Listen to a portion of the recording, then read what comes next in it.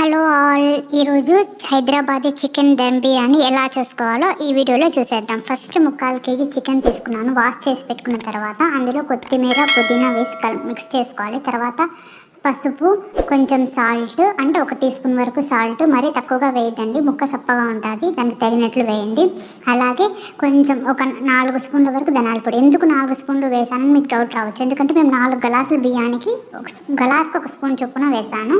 అలా అనమాట. అలా కొలత పెట్టుకొని ఎవరైనా ఈజీగా చేసేసుకోవచ్చు అండి, చాలా ఈజీ, రెస్టారెంట్ స్టైల్. అలాగే గరం మసాలా, కొంచెం కారం పొడి, అంటే ఒక 2.5-3 స్పూన్స్ కారం పొడి, కొంచెం నెయ్యి లేదా నూనె ఏదైనా వేసి బాగా మిక్స్ చేయండి.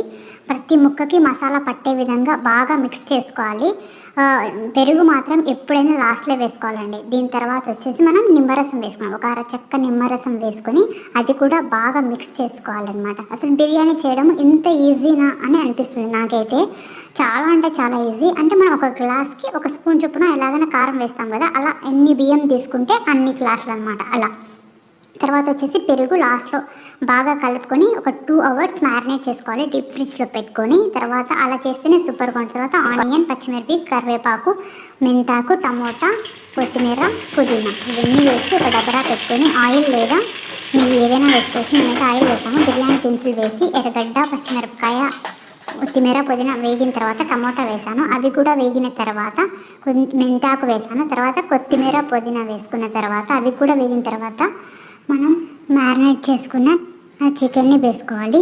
దాని తర్వాత వచ్చేసి చికెన్ హాఫ్ ఉడికిన తర్వాత మనం అందులో ఒక సర్వలో రైస్ పెట్టుకొని ఉడికించుకోవాలి. 80% సాల్ట్ వేయాలి రైస్లో.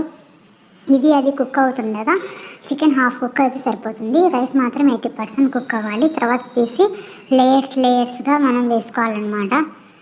వేసుకున్న తర్వాత కొత్తిమీర, నెయ్యి అంతా తీసి మొత్తం లేయర్స్గా వేసుకుంటే చాలా ఈజీ అవుతుంది. ఒక 20 మినిట్స్ స్టిమ్లో పెట్టుకొని కుక్ చేసేసుకుంటే వేడిగా హైదరాబాద్ దమ్ బిర్యానీ రెడీ అయిపోతుంది. ఎవరైనా ఈజీగా కుక్ చేసుకోవచ్చు. బై ద వే, నా ఛానల్ సబ్స్క్రైబ్ చేసుకొని ఒక చిన్న లైక్ చేయండి.